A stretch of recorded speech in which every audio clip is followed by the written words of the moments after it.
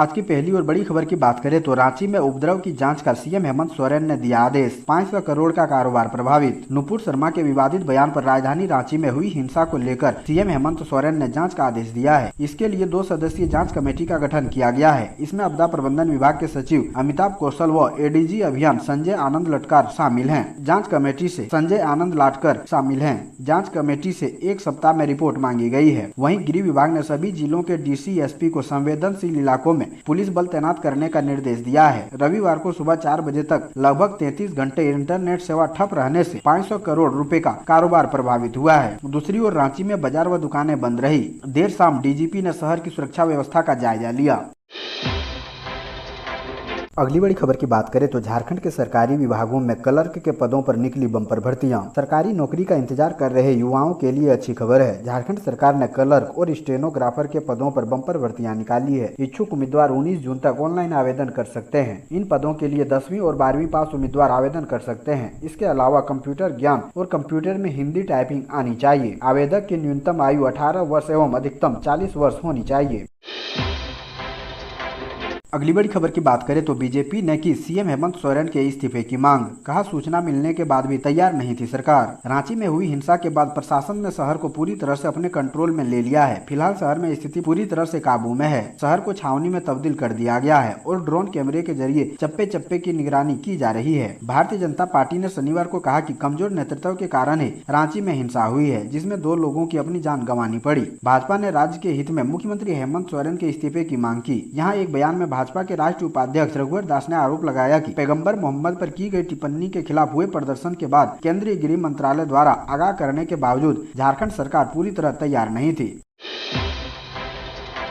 अगली बड़ी खबर की बात करें तो झारखंड में साइबर ठगी करते पिता पुत्र को जेल। ईडी को कार्रवाई के लिए प्रस्ताव भेजेगी पुलिस। झारखंड की जामताड़ा पुलिस को साइबर अपराध के खिलाफ सफलता मिली है। एसपी मनोज स्वर्गियारी के निर्देश पर साइबर थाना के इंस्पेक्टर संजय कुमार के नेतृत्व में करमाटाड़ थाना क्षेत्र के चरघरा गाँव में छापेमारी कर साइबर ठगी को अंजाम देते रंगे हाथ पिता और पुत्र को गिरफ्तार किया गया है। गिरफ्तार साइबर ठग चरघरा गाँव के विजय कुमार मंडल और मनोज कुमार मंडल है। रिश्ते में दोनों पिता पुत्र हैं। मनोज कुमार मंडल पिता हैं, जबकि विजय कुमार मंडल पुत्र। इनके पास से पुलिस ने कार, बुलेट, मोबाइल जब्त किया है। पिता पहले उप मुखिया रह चुका है, जबकि पुत्र इस मामले में जेल जा चुका है। आलीशान मकान है। उन्होंने अकुत संपत्ति अर्जित की है। साइबर ठग पिता पुत्र के विरुद्ध पुलिस ईडी को कार्रवाई के लिए प्रस्ताव भेजने की तैयारी में है। जानकारी दी गई कि इन दोनों साइबर ठगों के पास से 1 बेलेनो कार, 1 बुलेट, 3 मोबाइल और 5 सिम कार्ड जब्त किया गया है।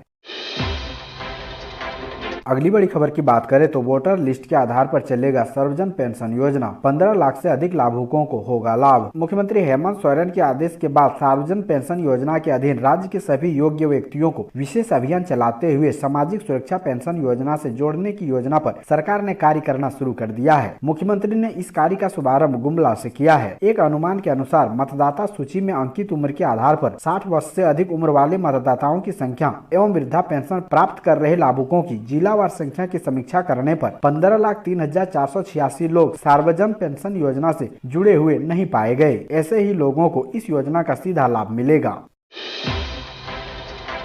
अगली बड़ी खबर की बात करें तो रांची पुलिस की अपील, अफवाह पर ध्यान न दें, सोशल मीडिया पर टीका टिप्पणी से बचें, नहीं तो होगी कार्रवाई। शुक्रवार को हुई हिंसा के बाद अब रांची का माहौल सामान्य हो रहा है। पुलिस चप्पे चप्पे पर तैनात है। रांची पुलिस की ओर से यह अपील की जा रही है कि लोग अफवाहों से बचें। शुक्रवार को राजधानी में हुई हिंसक घटना के बाद रांची पुलिस लगातार शहर में शांति व्यवस्था बहाल करने की कोशिश कर रही है। शुक्रवार से ही शहर में धारा 144 लागू है। इसी कड़ी में रांची पुलिस ने शहर के लोगों से शांति व्यवस्था बनाए रखने में मदद की अपील की है। रविवार से शहर में थोड़ी थोड़ी चहल पहल देखी जा रही है। इंटरनेट सेवा बहाल कर दी गई है। रांची पुलिस ने रांची के लोगों से अपील करते हुए कहा है कि लोग भ्रामक सूचना, फोटो, वीडियो, एक धर्म की दूसरी धर्म पर आपत्तिजनक टिप्पणी सोशल मीडिया पर शेयर न करें। किसी भी प्रकार के अफवाह पर अपने नजदीकी पुलिस थाने को सूचना दें। सामाजिक सौहार्द बनाए रखें और बिना जिला प्रशासन रांची की पुष्टि के किसी भी खबर पर विश्वास न करें। अगली बड़ी खबर की बात करें तो 20,000 की जगह मात्र 7,000 फ्रंट लाइन वर्कर ने ही अब तक लिया टीका। धनबाद जिले में एक और कोरोना वायरस की संभावित चौथी लहर को लेकर अलर्ट जारी हो रहा है, तो दूसरी ओर आम लोग तो फ्रंट लाइन वर्कर भी टीका लेने में उदासीनता बरत रहे हैं। जिले में अब तक कुल फ्रंट लाइन वर्कर जैसे जिला प्रशासन, पुलिस प्रशासन और सफाई कर्मियों टीका लगवाने का अभियान शुरू किया गया। विभाग की ओर से 20,153 फ्रंट लाइन वर्कर को चिन्हित करके लक्ष्य बनाया गया, लेकिन अब तक मात्र 7,238 फ्रंट लाइन वर्कर को ही टीकाकरण से जोड़ा गया। किसी व्यक्ति से मुख्यालय रांची में धनबाद को पत्र लिखकर टीकाकरण में तेजी लाने का निर्देश दिया है। अगली बड़ी खबर की बात करें तो शनिवार को बाबूलाल मरांडी पहुंचे मेन रोड महावीर मंदिर, कहा हिंसा के आरोप तुरंत हो गिरफ्तार। नुपुर शर्मा की विवादित टिप्पणी के बाद देश के कई हिस्सों में बवाल हुआ। रांची में भी जुमे की नमाज के बाद हिंसा भड़क गई, जिसमें 2 लोगों की मौत हो गई और करीब 24 लोग घायल हो गए। इस बीच शनिवार को भी स्थिति तनावपूर्ण रही। हालांकि निषेधाज्ञा के कारण लोगों के जुटने पर रोक रही, जिससे शहर में हंगामे की स्थिति नियंत्रित रही। इस बीच बीजेपी विधायक दल के नेता बाबूलाल मरांडी मेन रोड के महावीर मंदिर पहुंचे और इस घटना के लिए सरकार को जिम्मेदार बताया। अगली बड़ी खबर की बात करें तो झारखंड के स्टूडेंट का जैसे तैसे बढ़ता जा रहा क्लास, कमजोर होते जा रहे हैं बच्चे। राष्ट्रीय स्तर के साथ झारखंड में बच्चे भी कक्षा बढ़ने के साथ पढ़ाई में कमजोर होते जा रहे हैं। राष्ट्रीय उपलब्धि सर्वे रिपोर्ट 2021 के अनुसार झारखंड के सभी कक्षाओं में बच्चों का औसत अंक राष्ट्रीय स्तर की तुलना में कम है। हालांकि कक्षा 8वीं व 10वीं में यह अंतर कम है। सर्वे में तीसरी, 5वीं, 8वीं व 10वीं के विद्यार्थियों की परीक्षा ली गई थी। इसमें सरकारी, निजी, सरकारी सहायता प्राप्त व केंद्रीय विद्यालय के बच्चे शामिल हुए थे। निजी व केंद्रीय विद्यालयों के बच्चों का रिजल्ट राज्य के सरकारी व सरकारी सहायता प्राप्त बच्चों की तुलना में बेहतर है। राज्य में कक्षा 8वीं के बच्चों का औसत अंक 41.5% है। राज्य में 10 जिलों के बच्चों का प्राप्तांक औसत अंक से बेहतर है। इसमें रांची, गढ़वा, कोडरमा, हजारीबाग, धनबाद, गिरिडीह, बोकारो, पूर्वी सिंहभूम, सरायकेला व देवघर शामिल है। कक्षा 10वीं में राज्य के बच्चों का औसत अंक 36.7% है। रांची, कोडरमा, हजारीबाग, धनबाद, बोकारो, गिरिडीह, पूर्वी सिंहभूम, देवघर, पाकुड़ व गोड्डा के बच्चों का प्राप्तांक राज्य के बच्चों के औसत प्राप्तांक से अधिक है।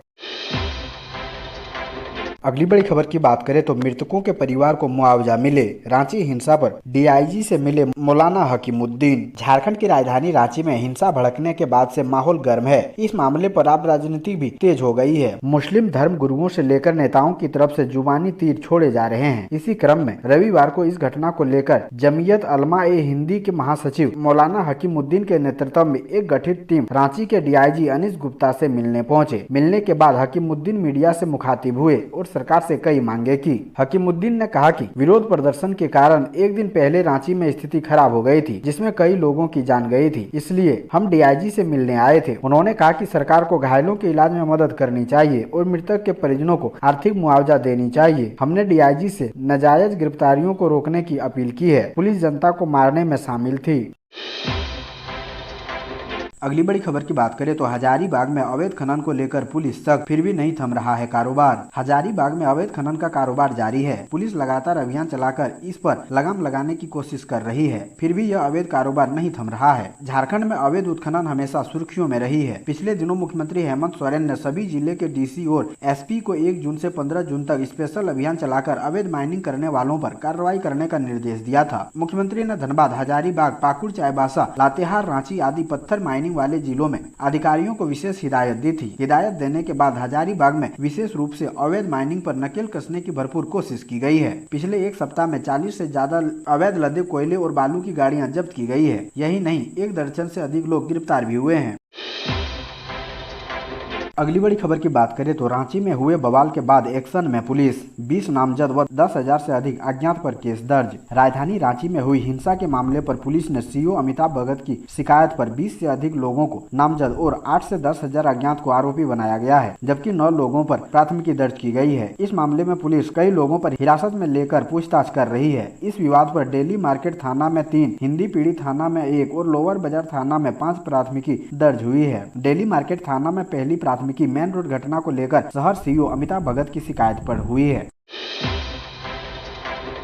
अगली बड़ी खबर की बात करें तो कुरकुरे रिंग्स खाकर फिर फूड पॉइजनिंग के शिकार हुए बच्चे, पहले 2 की हो चुकी है मौत। झारखंड के लातेहार जिले के बालूमाथा प्रखंड क्षेत्र के बसिया गांव में पैकेट बंद रिंग्स और कुरकुरे खाने से एक बार फिर 2 बच्चे फूड पॉइजनिंग के शिकार हो गए हैं। मिली जानकारी के अनुसार बसिया ग्राम निवासी अजय चौधरी के पुत्र यशराज चौधरी और पुत्री परी कुमारी दोनों ग्राम बसिया में आयोजित हो रहे रुद्र महायज्ञ में शनिवार शाम घूमने गए थे, जहां से रिंग्स और कुरकुरे खरीद कर खाया था, जिसके बाद से बच्चों को रात में 1-2 उल्टियां हुई। मिली जानकारी के अनुसार रविवार सुबह जब दोनों बच्चों को 3-4 उल्टियां हुई तो पिता दोनों बच्चों को बालूमाथा सामुदायिक स्वास्थ्य केंद्र लेकर पहुंचे, जहां डॉक्टर सुरेश कुमार के द्वारा दोनों का प्राथमिक उपचार किया गया। वहीं दोनों का ब्लड सैंपल लेकर इलाज के लिए रांची रिम्स रेफर कर दिया गया है। बता दें कि लातेहार जिले के चंदवा प्रखंड में बीते 5 जून को पैकेट बंद प्रोडक्ट खाने से 4 बच्चे फूड पॉइजनिंग के शिकार हो गए, जिन्हें भी रिम्स भेजा गया था, जिसमें चंदवा प्रखंड के परसाही गाँव के रहने वाले 2 सगी बहनों की मौत फूड पॉइजनिंग के कारण हो गई है।